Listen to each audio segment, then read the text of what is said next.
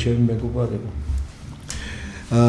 პატრიოტულ მოგესალმებით, მე გახლავართ ადვოკატი ზაზახატიაშვილი, უფლებადამცველია, წარმოგიდგენთ ჩემს საავტორო გადაცემას არასამართლიანი სასამართლო. დღეს სასამართლოზე და სასამართლოს გადაწყვეტილებებზე გვექნება საუბარი სრულიად სხვა კონტექსტში, რომელიც იცავს გამოხატვის თავისუფლებას. რამოდენიმე დღის წინ მამუკა მდინარაძემ დაანონსა ახალი დეპარტამენტის შექმნა შინაგან საქმეთა სამინისტროში, რომელიც მონიტორინგს გაუწევს სიძულვილის ენას სოციალურ ქსელებში. ანუ სოციალურ ქსელში ადამიანი თუ გამოაქვეყნებს თავის აზრს და შინაგან საქმეთა სამინისტრო ჩათვლის, რომ ის საუბრობს სიძულვილის ენით, დეპარტამენტს შეუძლია შინაგან საქმეთა სამინისტროს დეპარტამენტს მიმართოს სასამართლოს და მოქალაქე დააჯარიმონ. ეს არის, მე ვფიქრობ, არნახული ჩარევა გამოხატვის თავისუფლებაში. თვითონ იდეა, რომ ადამიანს შეურაცხყოფ არ მიაყენოს, ეს არის ძალიან კარგი, რომ ადამიანი იყოს დაცული, მაგრამ შინაგან საქმეთა სამინისტროში დეპარტამენტის შექმნა, რომელიც თვითონ შეისწავლის და თვითონ დაადგენს, რომელი განცხადება არის სიძულვილის ენის მატარებელი, ეს უკვე არის ცენზურა, რომელსაც დაახლოებით 1 საუკუნის წინ იყენებდნენ ფაშისტურ გერმანიაში. მე მინდა უბრალოდ რამოდენიმე თვის წინანდელი საკანონმდებლო ცვლილება შეგახსენოთ, როდესაც საქართველოში მიიღეს საკანონმდებლო ცვლილება და დასჯადი გახდა ადმინისტრაციული წესით სახელმწიფო ხელისუფლების ან პოლიტიკური პირის შეურაცხყოფა. მე მინდა გაგახსენოთ პატრიოტულ მეგობრებო, როცა სააკაშვილის წინააღმდეგ ევროპის ადამიანის უფლებათა სასამართლომ კანონიერად ჩათვალა წინასწარი პატიმრობა და რუსთავი ორი საქმეზე, როდესაც ევროპის ადამიანის უფლებათა სასამართლომ გაამართლა საქართველოს სასამართლოს გადაწყვეტილება, ქართული ოცნება აფრიალებდა ევროსასამართლოს გადაწყვეტილებას და ამბობდა, რომ მათ მიიღეს სწორი გადაწყვეტილება. მაგრამ ევროპის ადამიანის უფლებათა სასამართლოს გადაწყვეტილება, რომელიც ქართულ ოცნებას მოსწონს, მათთვის მისაღებია, რომელიც ქართულ ოცნებას არ მოსწონს, მათთვის მიუღებელია. მე მინდა შევახსენო ტელემაყურებელს ერთ-ერთი ცნობილი გადაწყვეტილება ობერშიკი ავსტრიის წინააღმდეგ. ობერშიკი იყო პოლიტიკოსი, რომელმაც გააკეთა ნაცისტურ გერმანიასთან მიმართებაში ისეთი განცხადება, რომელიც საზოგადოების განსჯის საგანი გახდა. ჟურნალისტმა ბატონ ობერშიკს უწოდა იდიოტი. ავსტრიაში ჟურნალისტი გამტყუნეს და ჟურნალისტმა იჩივრა ევროპის ადამიანის უფლებათა სასამართლოში და ევროპის ადამიანის უფლებათა სასამართლომ თქვა, რომ ჟურნალისტმა შეაფასა პოლიტიკოსის განცხადება. იდიოტი არ იყო ბრალდება, იდიოტი იყო შეფასება. ამიტომ ევროპის ადამიანის უფლებათა სასამართლომ თქვა, რომ დაცული იყო გამოხატვის თავისუფლება, როდესაც ჟურნალისტმა პოლიტიკოსს უწოდა იდიოტი. ასევე ევროპის ადამიანის უფლებათა სასამართლომ თქვა, რომ როდესაც ჟურნალისტი აკეთებს პოლიტიკოსთან მიმართებაში განცხადებას, რომ ის არის იდიოტი, ანუ ბრალდებას, ეს შეიძლება იყოს ადმინისტრაციული წესით დასჯადი, მაგრამ როდესაც ჟურნალისტი აფასებს ამა თუ იმ პირის მოქმედებას და ამბობს, რომ ეს პირი არის იდიოტი მის საქმიანობიდან გამომდინარე, ეს ევროპის ადამიანის უფლებათა სასამართლომ ჩათვალა, რომ ჟურნალისტის შეფასება პოლიტიკოსთან მიმართებაში ჩნდებოდა კონვენციის მე-10 მუხლის მოთხოვნებში, ანუ გამოხატვის თავისუფლებაში. საერთოდ საფუძველი გამოხატვის თავისუფლების ფართო სპექტრს დაუდო გადაწყვეტილებამ ჰენდესაიდი დიდი ბრიტანეთის წინააღმდეგ, სადაც ევროპის ადამიანის უფლებათა სასამართლომ თქვა, რომ ჟურნალისტი თავის შეფასებაში შეიძლება იყოს გამოუქნებელი, შეურაცხყოფელი და ეს არის ჟურნალისტიკური თავისუფლება, ეს არის გამოხატვის თავისუფლება, ეს არის დემოკრატიის განვითარების საფუძვლები და სხვათა შორის ოფერშიკი ავსტრიის წინააღმდეგ მითითებული იყო ჰენდესაიდის გადაწყვეტილებაზე, რომელსაც ევროპის ადამიანის უფლებათა სასამართლომ ძალიან ბევრ საქმეებში იყენებდა. ასევე ძალიან მნიშვნელოვანი გადაწყვეტილება იყო ლინქსი ავსტრიის წინააღმდეგ. გამოხატვის თავისუფლების ფარგლები სასამართლო ევროპის სასამართლომ თქვა არის ფართო, როდესაც კრიტიკა ეხება პოლიტიკოსებს. მე ორი გადაწყვეტილება რატომ მოვიყვანე? საქართველოს ხელისუფლების მიღებული ივანიშვილის რეჟიმის მიერ მიღებული კანონი, რომ თუ გააკრიტიკებ პოლიტიკოს დაგაჯარიმებენ და ევროპის ადამიანის უფლებათა სასამართლო გვეუბნება, რომ იცით რა, პოლიტიკოს რომ გააკრიტიკებ, შენ ხარ დაცული. და ჩვენ თუ ჩავიხედავთ კონსტიტუციის მე-5 მუხლის მე-4 პუნქტში, კითხულობთ, რომ ევროსასამართლოს პრეცედენტები, ევროპის ადამიანის უფლებათა კონვენცია დგას ჩვენ კანონმდებლობაზე მაღლა და მას აქვს უფრო მეტი იურიდიული ძალა. ძალიან მნიშვნელოვანი გადაწყვეტილება იყო, რომელიც გვეხებოდა ადვოკატებს, ეს იყო მორისი საფრანგეთის წინააღმდეგ, სადაც ევროპის ადამიანის უფლებათა სასამართლომ თქვა, რომ ადვოკატებისა და ჟურნალისტების განცხადები, როცა ის ეხება საზოგადოებისთვის ძალიან მნიშვნელოვან საკითხებს, უნდა იყოს დაცული უფრო მკაცრად ევროპის ადამიანის უფლებათა კონვენციის მე-10 მუხლის პრეცედენტული გადაწყვეტილებიდან გამომდინარე. აი ასეთი არის ბატონო ფრიდონ ევროპის ადამიანის უფლებათა სასამართლოს სტანდარტი, რომელსაც დაუპირისპირდა ივანიშვილის რეჟიმი და შემოიღო საკანონმდებლო ცვლილება და ჩვენ გვეუბნებიან, რომ მოქალაქე არ ახარ დაცული, მაგრამ პოლიტიკოსი უნდა იყოს დაცული. ანუ შეატრიალა ევროპის ადამიანის უფლებათა სასამართლოს მიერ დადგენილი პრეცედენტული პრაქტიკა პოლიტიკოსებთან და მოქალაქეებთან მიმართებაში. მე თუ კობახიძე გავაკრიტიკე, მე უნდა დამაჯარიმონ, კობახიძე მე თუ გავაკრიტიკა და მაგინა, მასზე ეს კანონი არ ვრცელდება. აი ეს იყო ქართული ოცნების ხელისუფლების ერთ-ერთი კიდევ ერთი მნიშვნელოვანი მონაგარი სამოქალაქო საზოგადოებასთან მიმართებაში. ესეც არის გმარა ქართულმა ოცნებამ და დღეს უკვე ერთ-ერთი სახე ქართული ოცნების მამუკა მდინარეზე აანონსებს დეპარტამენტის შექმნა შინაგან საქმეთა სამინისტროში. მე მაგალითად ზაზახატიაშვილს თუ არ ჩავთვლი, რომ ვიღაცა მომაყენა შეურაცხყოფა, მაგრამ დეპარტამენტი ჩათვლის შინაგან საქმეთა სამინისტროში, რომ მე მომაყენე შეურაცხყოფა, ჩემს მაგერ დეპარტამენტი მიდის სასამართლოში და ითხოვს კონკრეტული პირის დასჯას. ეს არის მე ვფიქრობ არადემოკრატიული ცვლილება, ეს არის პირდაპირი ცენზურა გამოხატვის თავისუფლებაზე შინაგან საქმეთა სამინისტროს არაფერი არის საქმება გამოხატვის თავისუფლების შეზღუდვასთან.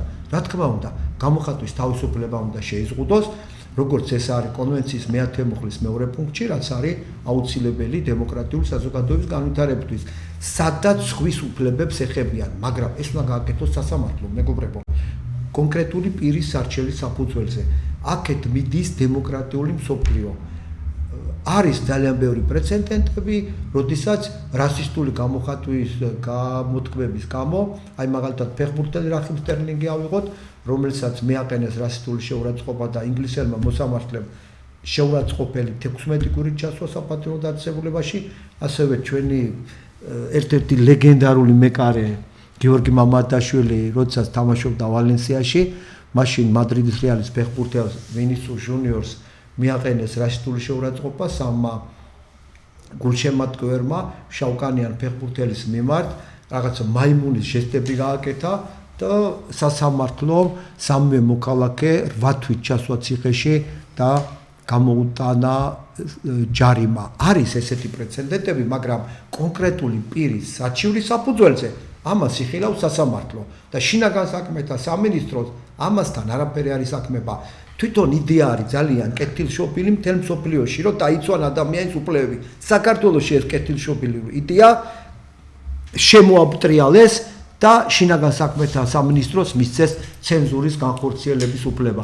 ბატონო ფრიდონ, ცოტა შესავალი გამომივიდა, მე ცოტა ვრცელი, იმიტომ რომ მინდოდა რომ ჩვენი ერთგული ტელემაყურებლებისთვის გამეცნო, როგორი არის ევროპის ადამიანის უფლებათა სასამართლოს პრაქტიკა, როგორ ვითარდება დემოკრატიული მსოფლიო და რის დამკვიდრებას ცდილობს ივანიშვილის რეჟიმი. გთხოვთ თქვენი აზრით, ეს არის გამოხატვის თავისუფლება, ეს არის ცენზურა, თუ ეს არის კეთილშობილი იდეა? დიახ, ბატონო, დიდი მადლობა კიდევ ერთხელ. მოწვევისათვის მივესალმები ჩვენს მაყურებლებს. არანაირი ეს კეთილი ქმედება და ის რომ სიკეთეს და ჩვენ საზოგადოებას ემსახურებოდეს, ნამდვილად არ არის ეს არის პირდაპირი დაშინება, მუქარა, იძულება, რომ საზოგადოებას სასაუბრო აუკრძალო, დააშინონ და პირდაპირი გამოხატვა იმისა, რომ ჩვენ ყველაფერს გავაკეთებთ იმისათვის, რომ ქვეყანაში კვლავ გაგრძელდეს დიქტატურა, კვლავ გაგრძელდეს ეს მართლობა, ერთი ადამიანის მართლობა და თუ ვინმე რამეს დააპირებს და თუ ვინმეს შეიძლება რომ თქვას სიმართლე და საზოგადოებამდე მიიტანოს სიმართლე, ისინი აუცილებლად აღმოჩნდებიან ჯერ ადმინისტრაციული ჯარიმის და სამართალდამცველობის ქვეშ და შემდეგ უკვე არაფერი არ არის გამორიცხული, რომ მოხდეს მათი სისხლისამართლებრივი დევნა და საპრობლემოშიც კი აღმოჩნდეს ადამიანი. თავად ბატონო ზაზა, რომ სიძულვილის ენის მონიტორინგი შინაგან საქმეთა სამინისტროს სამმართველო იქნება თუ დეპარტამენტი, ხო? ჯერ ვინ უნდა ჩაატაროს ეს მონიტორინგი, როდესაც თვითონ შინაგან საქმეთა სამინისტრო არის მონიტორინგო აქტივი და იქ ჭირდება საზოგადოების მონიტორინგის დაქვემდებარებული ორგანო. ხო, ორგანო და უნდა იქ ჩატარდეს მონიტორინგი, რამდენად მუშაობს ჩვენი შინაგან საქმეთა სამინისტრო, მის დაქვემდებარებაში ყოფი დეპარტამენტი და რამდენად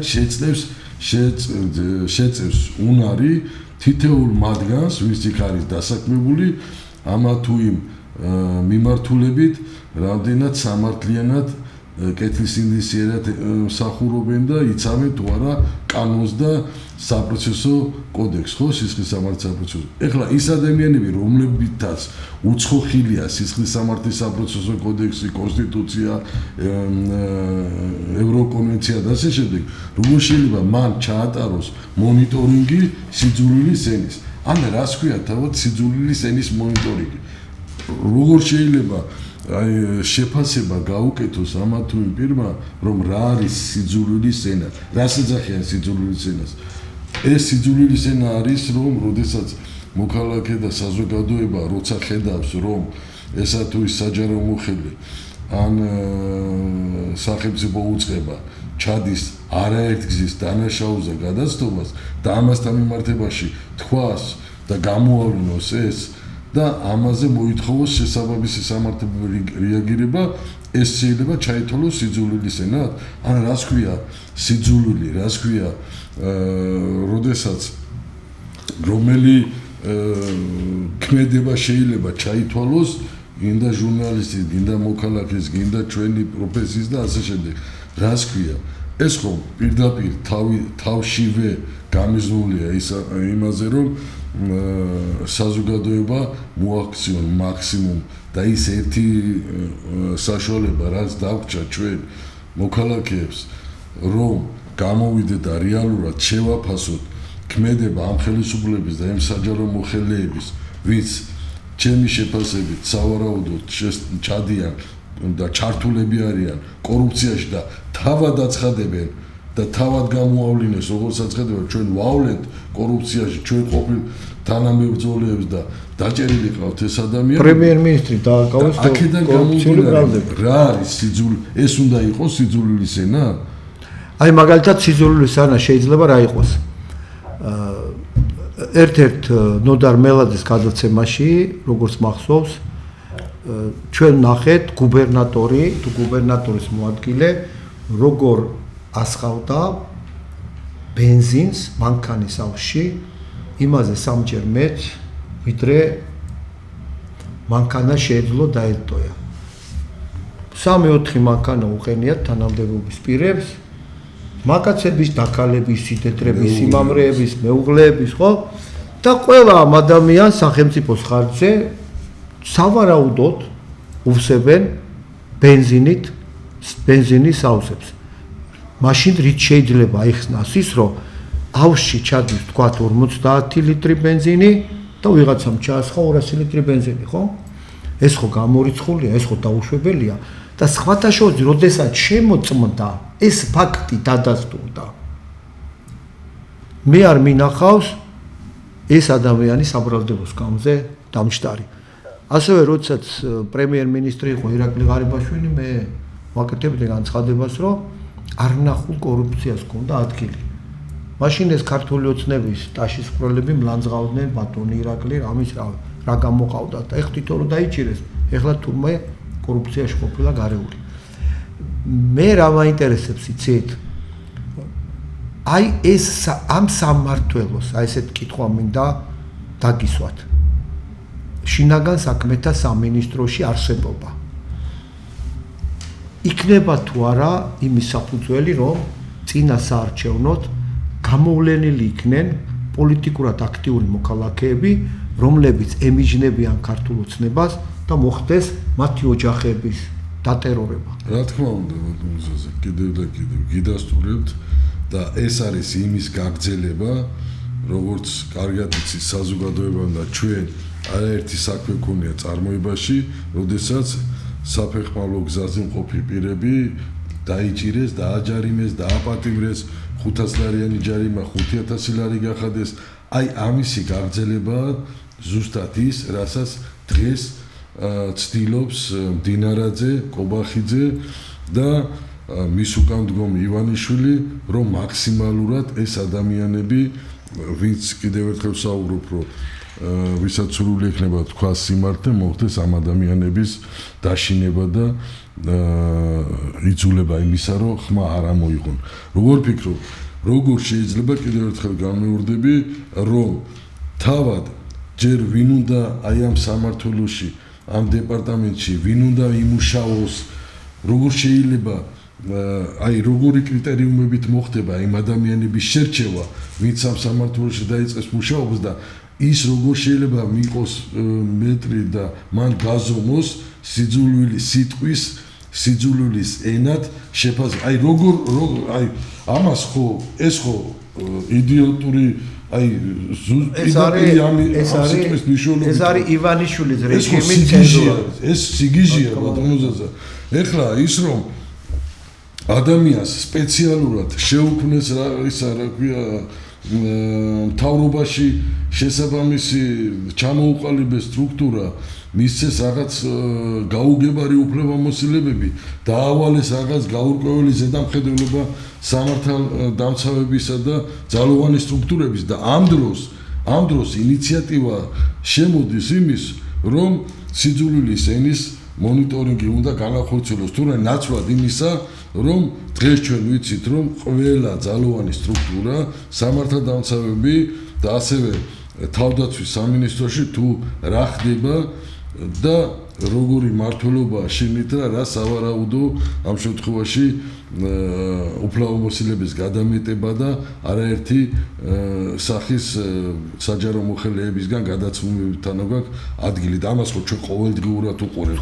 ეს ხო ჩვენი საქმიანობის სფერო. ჩვენ ხო ამას ვაკვირდებით, რომ არანაირი გამოძიება, არანაირი მოქალაქეთა უფლებების დაცვა, გადასულია მთელი შინაგან საქმეთა სამინისტრო და მისი დაქვემდებარებული დეპარტამენტები, რომ როგორ დასაჯონ ხალხი, როგორ რაც შეიძლება მეტი ჯარიმა. მე მინდა გითხრათ და საზოგადოებას, რომ რამოდენიმე დღის წინ თავად მე გადავხვდა შემთხვევა, როდესაც საპატრულო პოლიციის თანამშრომლებმა გამოწერეს ჯარიმა და რიშენიაში გაუშვეს ადამიანი, რომელიც იყო ფხიზელი და რომელსაც უთხრესო შენ ქონდა 350, 400 და 500 და ზოგს 1500 პრომილი სიმთვალეზე, აი გეუბნებით გაუშვეს ლიშენიაზე, ამ ადამიანების 1 საათში, ზოგის 9 საათში გადამოწმების შედეგად სამხარაულის ექსპერტიზამ დაადგინა, რომ იყო 0 პრომილი და რომ ეს ადამიანები იყვნენ ფხიზლები და მთელი ღამე გაგვათენებინეს,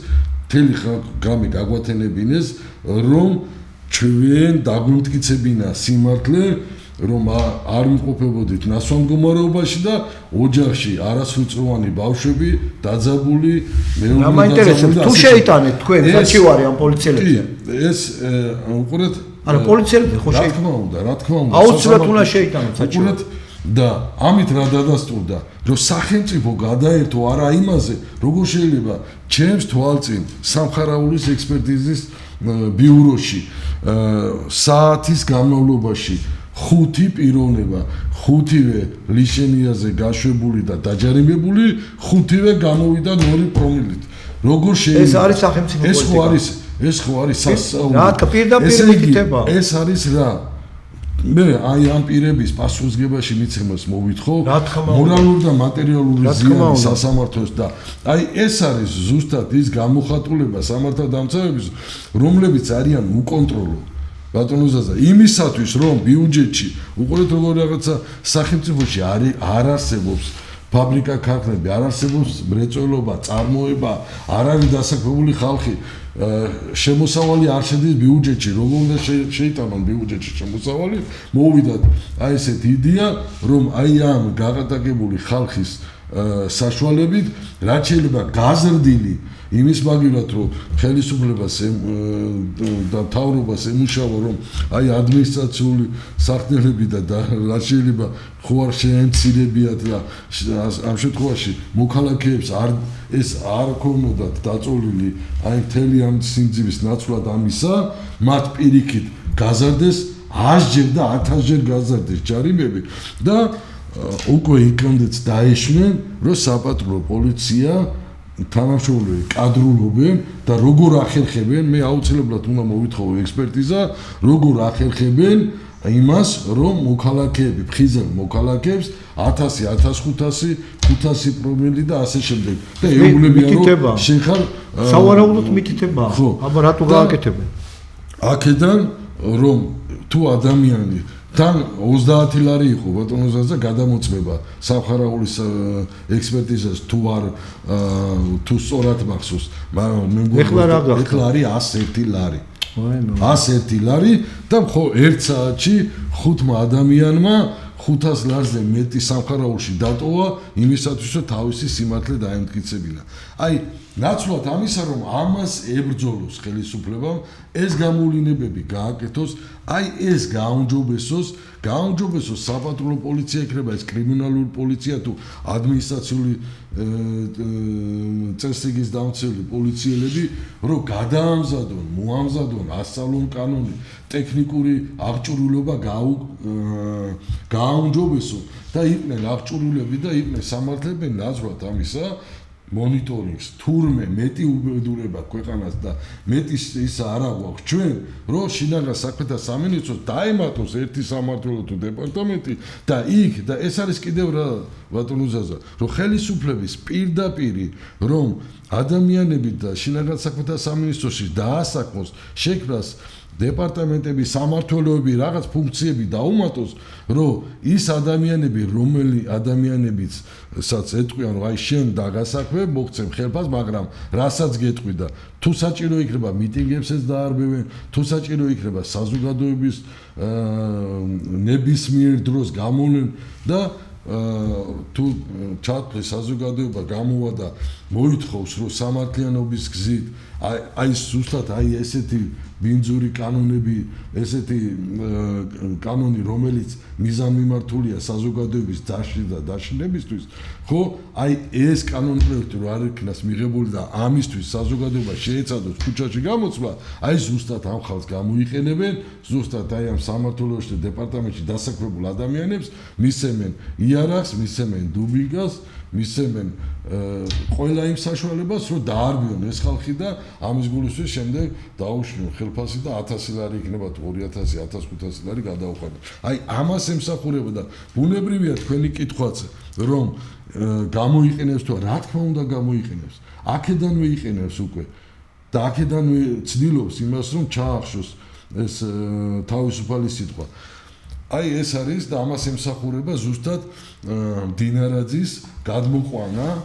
მთავრობაში სახელმწიფო მინისტრის თანამდებობის მიცემა სტრუქტურის შექმნა და დავალება რომ რაც შეიძლება მეტი საკანონმდებლო ინიციატივა რაც პირდაპირ დემოკრატიას აქ აღარ არის უკვე საუბარი დემოკრატია სიტყვის თავისუფლება ადამიანის უფლებები გამოხატვის უფლება ეს უკვე აღარ არსებობს და ეს მიმართული იქედან რომ არავინ არ შეეცადოს აი ამ სივრცეში დაბრუნება რასაც დემოკრატია ქვია და რასაც თავისუფლება სიტყვის საერთოდ ზოგიერთი ადამიანი ფრიდონ ამ თავისუფლებას მინდა ვთქვა მეორე მხარეც ამ პრობლემის ძალიან ბინძურად იყედებს და ადამიანებს აყენებენ ინტიმურ შეურაცხყოფებს. ეს არის დაუშვებელი. მაგრამ ეგ არის უბედურება, რომ ქართული ოცნება იმისთვის კი არ გამოიყენებს საკანონმდებლო ცვლილებას, რომ ადამიანის უფლებები იყოს დაცული. ქართული ოცნება გამოიყენებს საკანონმდებლო ცვლილებას იმისთვის, რისთვისაც იყენებდა. აი მე გაგახსენებ რამდენიმე წლის წინ, როდესაც ქართულ ოცნებას გაემიჯნენ ქალბატონები, რომლებიც ღიად უდაუპირისპირდნენ ივანიშვილის რეჟიმს, მაშინვე მათზე გავრცელდა ინტიმური ჩანაწერები.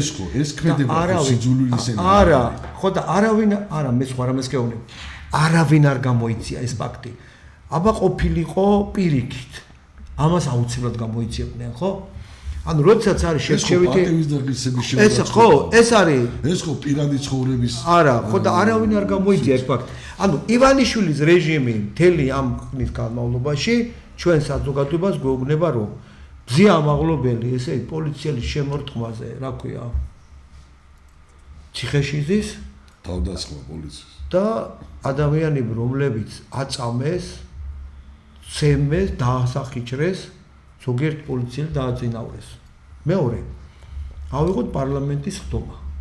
გაიხსენე, რამდენჯერ ყოფილა, რომ პარლამენტის წევრებს საგაზაფხულო თუ საშემოდგომო ყოველთვის არის. არა, ეხლა ანუ ფიზიკური შეურაცხყოფა მიუყენებიან. ეს ფიზიკური შეურაცხყოფა იყო 10-ჯერ, 20-ჯერ მეტი, ვიდრე მზია ამაღლობელმა მიაყენა პოლიციელს.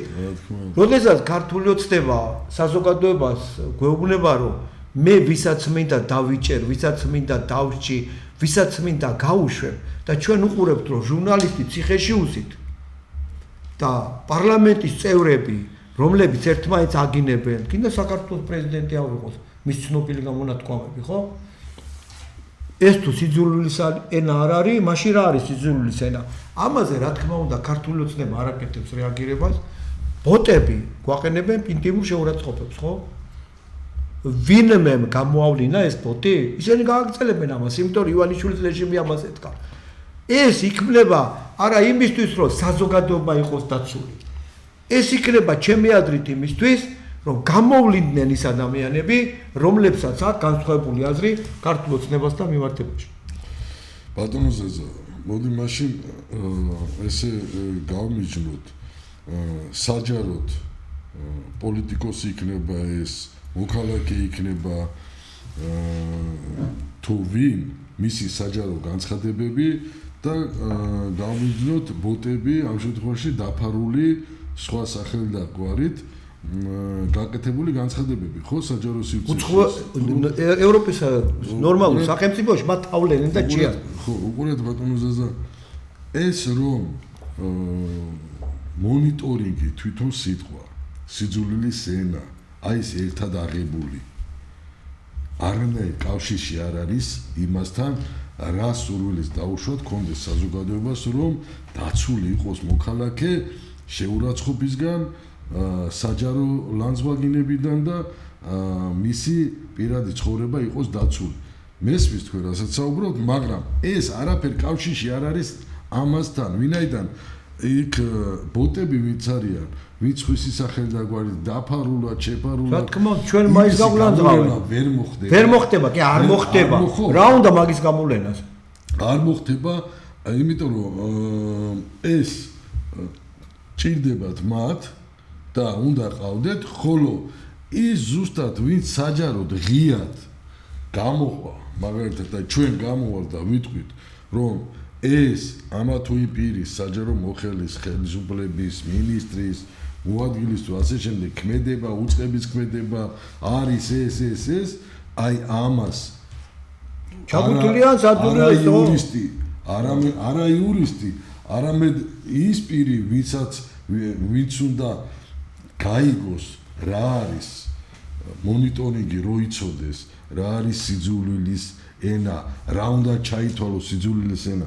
ეს რო არ იცის და რო ეტყვენო წადით ეხლა თქვენ და ზაზა ხატიაშვილი დააჯარიმეთ, იმიტომ რომ მისი ეთერი არ მომწონს და მისი ეთერი ჩემთვის არის მიუღებელი.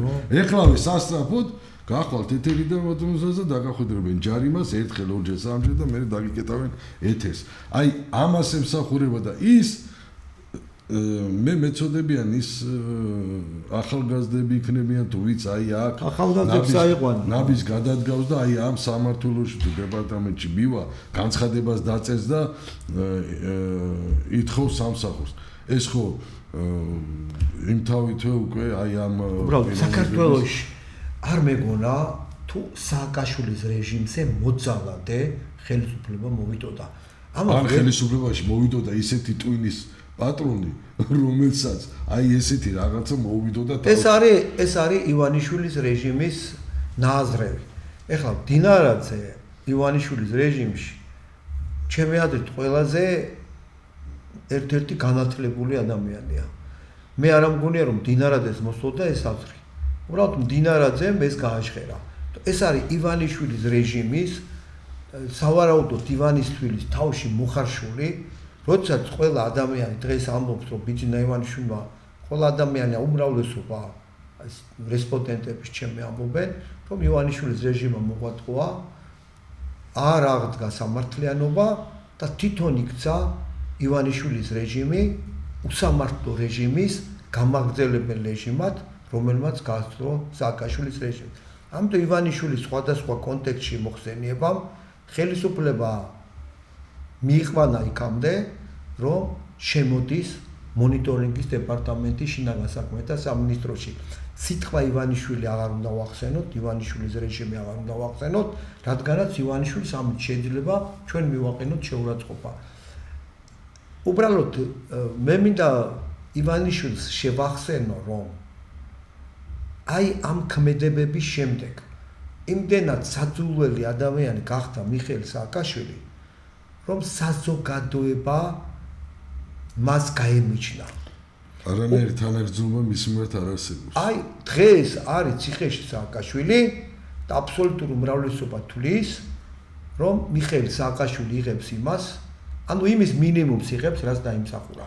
ქართული გამონათქვამი რასაც დათესავ იმას ურჩა და როდესაც ივანიშვილმა გადაამეტა ჩემი აზრით, აი მე ვისთანაც შეხება და ის ადამიანები, ვინც სააკაშვილის რეჟიმის დროს იდევნებოდნენ, ძალიან ბევრი ადამიანი მეუბნება, რომ ვერ წარმოვიდგენდითო, თუ სააკაშვილზე ბოროტი მართველი გამოჩნდებოდა საქართველოს უახლეს ისტორიაში და მე რა მაინტერესებს იცი, რა თუნდა ადამიანი საქართველოს ისტორიაში შედის როგორც ერთ-ერთი ყველაზე ძალმეომრეობითი რეჟიმის საკანონმდებლო დონეზე შემქმნელი. ყურეთ, სააკაშვილის რეჟიმი იყო ბოროტება, მაგრამ კანონმდებლობა არ იყო იმდენად ბოროტი, როგორც ახლა არის.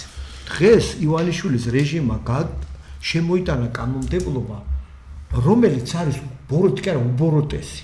ანუ ადამიანებს მალე სუნთქვას აგიგრძალა. 10 წლიანი ბრძოლა და მონოპოვარი ერთ წელიწადში ეს არის უყურე რატო იცი? იმიტომ რომ ქვეყანაში არ ყავს ოპოზიცია. შენ რო დღეს მოგინდეს, აი ფრიდონ, რომ მოგინდეს ოპოზიციურ ველზე შესვლა. არ შეგისვებენ ეგრეთ წოდებული ოპოზიციურ ტელევიზიები. უფრო ადვილად მოხდები შენ ივანიშვილის რეჟიმის სიაში, უფრო იოლია შენთვის, რომ პარლამენტში შეხვიდე. ვიდრე ოპოზიციურ ფრთაზე შეხვიდე, იმიტომ რომ იქ არ შეგიშვებენ. ადამიანებმა თქვა ეს რომ არჩევნებში არ ვიღებთ მონაწილეობას, როცა არჩევნები მოგებული ყოლა თბილისის. გრეჩი ხა ნათელში იყოს მისი სული, კაცი პრეზიდენტი გახდა და არ გაუშვეს. მოუგო არჩევნები სააკაშვილის რეჟიმს, როდესაც სააკაშვილის რეჟიმმა ოქმები გადაწერა. ივანიშვილის რეჟიმს მოუგო 2024 წელს თბილისში ოპოზიციამ არჩევნები ძალადობის პირობებში. ერთადერთი შანსი რომ ივანიშვილის რეჟიმს თბილისში მერი გაიყვანა იყო რომ ოპოზიციას ეყვირა არ მიხვიდეთ არჩევნებზეო და ეს ორი ეგრეთ წოდებული რა ქვია დემოკრატიული ტელევიზია როგორიც არის TV პირველი და ფორმულა გამოსულიყვნენ განცხადებებით ხალხო ვინც მივა არჩევნებზეო სამშობლოს ღალატია სხვათა შორის ყოფილმა პრემიერ-მინისტრმა გახარიამ განცხადება გააკეთა რომ ხალხო არჩევნებზე მიდითო იმიტომ რომ თუ არჩევნებზე არ მიხვედითო ივანიშვილის რეჟიმი გაიმარჯვებსო უპრეცედენტოთო არავინ არ დაუჯერა გახარიას მევყვიროდი მთელი ერთი თვე. კახა კავაკვიროდა ერთი თვე. ანუ ის ადამიანები, ვინც მიხვდა, რა თამაშობდა ოპოზიცია. ანუ ივანიშვილის თავისი დანიშნული ოპოზიცია რო არ ყავდეს, ივანიშვილის რეჟიმი დამთავრდებოდა და დღეს აი კითხვა მინდა დაგისვა. შესავალი მითო გავაკეთე. უყურეთ, ოპოზიციამ არ მიიღო, ვინც მომხრე იყო, არ გასულიყვნენ არჩევნებში მონაწილეობა. დღეს გამოდიან და ამბობენ, რომ არჩევნებში უნდა მივიღოთ მონაწილეობა. ფრიდონ, არის თუ არა ეს მცდელობა ივანიშვილის რეჟიმის მხრიდან, ეგეთ კითხვა მექნება, რომ არჩევნების დრო შეინარჩუნოს ის ოპოზიცია, რომელიც არის მისი მხრიდან ადვილად სამართავი. დიახ, ბატონო ზაზა, გეთანხმებით, რომ უყურეთ, მოდი ჩვენ უმოკლეს ისტორიას რო გადავხედოთ მესამე ხელისუფლება 90-იანი წლების შემდეგ, რაც მოხდა შევარდნაძის ხელისუფლების და სააკაშვილის ხელისუფლების მოსვლის შემდეგ და ჩვენ ამოვლენების მონაწილე და გამოვლილი გვაქვს ყველაფერი და ივანიშვილის ხელისუფლების მოსვლის მოვლენების ყველაფერი გამოგვილია და ვიცი ჩვენ თვალს იყდებოდა ეს ყველაფერი, ხო? როდესაც მართლა იყო ქვეყანაში სიბნელე, უკიდურესი გაჭირვება, არ არსებობდა ბიუჯეტი და ასე შემდეგ და ასე შემდეგ, სააკაშვილის ხელისუფლება თავად სააკაშვილმა იცოდა, რომ ევროკავშირის გარეშე, ევროპის დახმარების გარეშე ვერაფერს ვერ შეძლებოდა და მისი მართულობა იქნებოდა ისიც ძალიან ხანმოკლე. იმიტომ რომ ხალხი ცვლილებას ითხოვდა, ხალხს ამოსული ჰქონდა ყელში შევარდნაძის მართულობა და მოხდა ის რაც მოხდა, ხო? შემდეგ გარკვეულწილად უკვე თავიდანვე და ევროპის დახმარება ყოველთვის ახლა ევროპაც ამერიკა ჩვენ ქვეყანას მხარში ედგა და ეხმარებოდა რომ ეკონომიკურად დამდგარიყო ფეხზე, მაგრამ მოხდა რა ის დახმარებები რაც შემოდიოდა სახელმწიფოში ხმარდებოდა ისევ და ისევ მთავრობას და მის ხელისუფლებაში ყოფნების და არა ქვეყნის კეთილდღეობას, ხო? ამას ემატებოდა ის, რომ საჭირო იყო რეფორმები, საჭირო იყო კანონმდებლობის ცვლილებები განხორციელება. ამათმა იცოდნენ, რომ კანონი უნდა ყოფილიყო აუცილებლად დემოკრატიული და აუცილებლად უნდა ყოფილიყო და ჩამჯარიყო იმ სტანდარტებში, რასაც ითხოვდა ევროკავშირის და რა რეკომენდაციებიც მოდიოდა, ხო?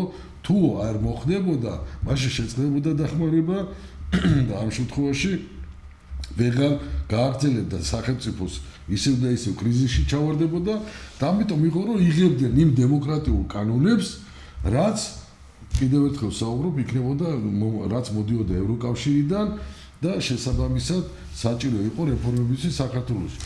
გაგრძელ ეს მაგრამ შემდეგ, როდესაც უკვე სააკაშვილმა ყველა ზღვას გადააბიჯა და უკვე საჭირო იყო ცვლილებები და უკვე საზოგადოებაც ამდენი მკვლელობები, დაჭერები, ციხეების ნულოვანი ტოლერანტობა და ასე შემდეგ და მოვიდა ივანიშვილი იგივე დაპირებებით და ივანიშვილი სანამ არ ჩანდა და არ იყო ასპარეზზე, მანამდე ხალხი უფრო მეტ პატივსცემდა ვიდრე შემდეგ პოლიტიკაში რომ მოვიდა, ხო? და დღეს კიდე უკვე აი ზუსტად სიძულვილი და ზიზღის ენა არის ზუსტად, რასაც დღეს ქართული ოცნება ესაუბრება ჩვენ საზოგადოებას. ზუსტად ეს არის და იძახიან რომ ჩვენ გვეკუთვნისო ხალხის და ქვეყანასო და ის რომ თუ კრიტიკას საუბრობ, ამ შემთხვევაში უკვე ყველანაირ ზღვას გადადიან, როგორც თქვენ იძახით, ბოტებიდან დაწყებული, არც არავინ არ ერიდება ხელისუფლების მხრიდან არანაირ შეურაცხყოფას ამა თუ იმ პიროვნების მიმართ, ხო? და დღეს უკვე როგორი მდგომარეობა გვაქვს და ეს პოლიტიკური ვითარება, რაც უკვე დღეს ბოლო 8-10 წელია მიდის ევროპაში და ეს ომები, ეს ეკონომიკური უკვე ვარდნა და ძალიან ცუდი მდგომარეობა, ხო, ჩვენ რო არ ჩავშალოთ, ყველა მიცით, რომ დღეს ევროპაში არის ძალიან დიდი კრიზისი, აი ძალიან დიდი კრიზისი, თავად ყველა ქვეყანა არის, თავად ევროპა არის დაუცველი და ყველა დიდი ქვეყნების ეს გერმანია, საფრანგეთი, ინგლისი, იტალია უკვე დღეს თვითონ საუბრობენ, რომ მათ თავდაცვის უნარიანობა არ გააჩნია და ამ ყველაფერმა და ევროპის სისუსტემ და ახლა თქვენ წარმოიდგინეთ, ამერიკა შეწყვიტა ნატოს დაფინანსება, გაემიჯნა აი ამ ომს უკრაინის, რუსეთი გაძლიერდა,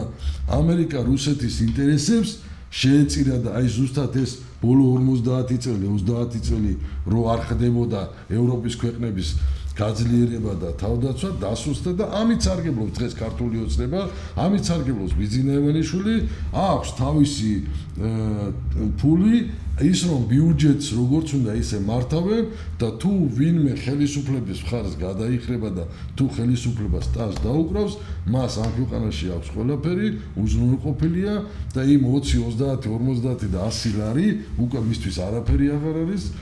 ჩვენ აუგრძალა ელემენტარული საზღვარგარეთ ოჯახის წევრი, როცა არის დასაქმებული, იმას არ აქვს უფლება უკვე ამათი ნების გარეშე გადმოგირიცხოს საარსებო მინიმუმი და დაეხმაროს თავის ოჯახის წევრს და ამის ახსნა განმარტება უნდა გააკეთოს უკვე მოახსენოს ქართულ ოცნებას შეიძლება თუ არა ჩემ ოჯახის წევრს 500 და 1000 ევრო თუ დოლარი გადმოურიცხო, აი ეს მოხდა და აი ამით ისარგებლა, ამით სარგებლობენ დღეს და ამით არიან ესენი რომ რა თქმა უნდა რუსეთის ხარდაჭერა შეფარული ზოგჯერ ღიაც არის იმ ყველაფრის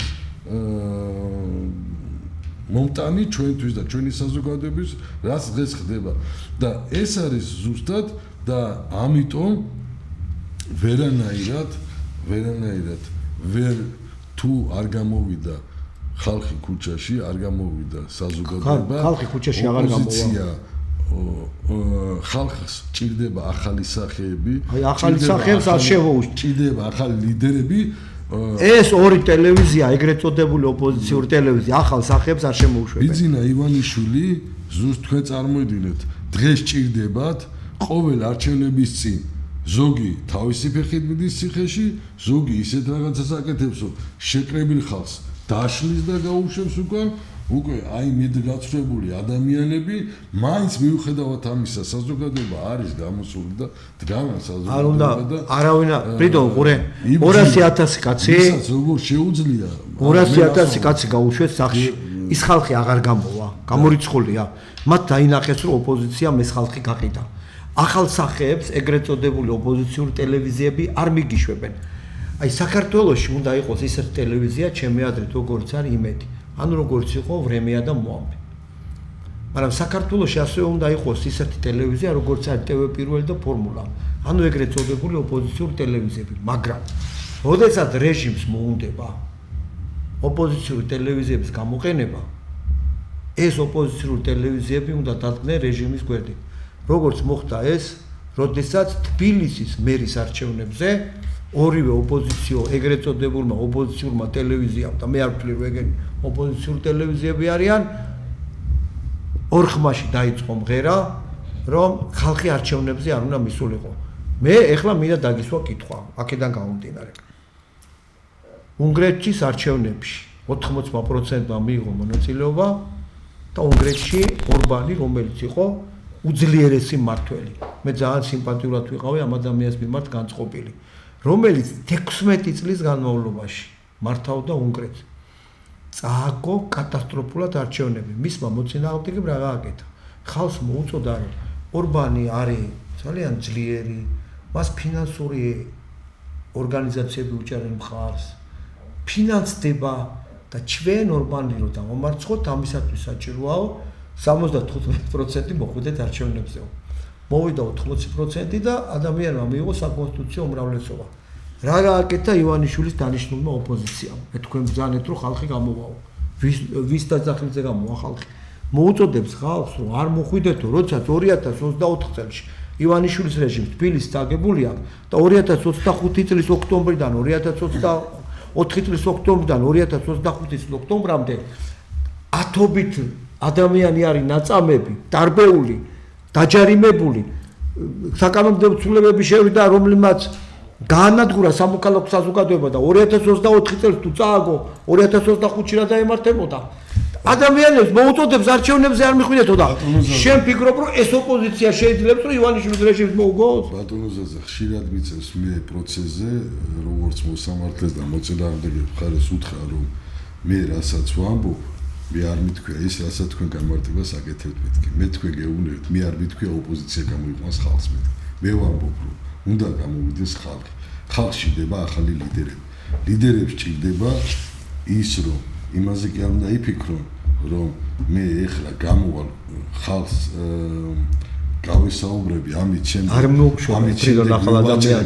შემდეგ ვივაჭრებ ხელისუფლებასთან და ან კიდევ მე ერთი იმდენი რომ მივიღო რაღაცა კონკრეტული ფინანსური სარგებელი ამა თუ იმ საერთაშორისო ორგანიზაციიდან და ამით მე მოვატყო ხალხი მე ამას დავსვენ მე ვსაუბრო თუ ხალხი ბატონო ზაზა არჩევნებზე როდის მოვა ხალხი თუ მივა ამ ხალხთან ადამიანთა ჯგუფი რომელიც კეთილსინდისერად პატრიოტად აუხსნის თუ რატომ უნდა მოვიდეს ხელისუფლებაში და ამის შემდეგ ექნებათ ის ზუსტი ხედვა და პროგრამა რაც ამ შემთხვევაში დაარწმუნებს საზოგადოებას რომ მივიდეს არჩევნებზე და დაუჭიროს მხარი ჩვენ ხო მაგას ჭირდება ფული ფრიდონ უყურეთ ელემენტარად 1000 ევრო რო გადმოურიცხონ იმას არტმევთ გითხარით რომ ხო და ამიტომ ყველანაირად ეს არის იმის გაგრძელება ყველანაირად ჩაიკეტა ოპოზიციური პარტიის გამოჩენა მე მინდა გითხრათ მე მინდა მერწმუნეთ რომ ჩვენი საზოგადოება მზად არის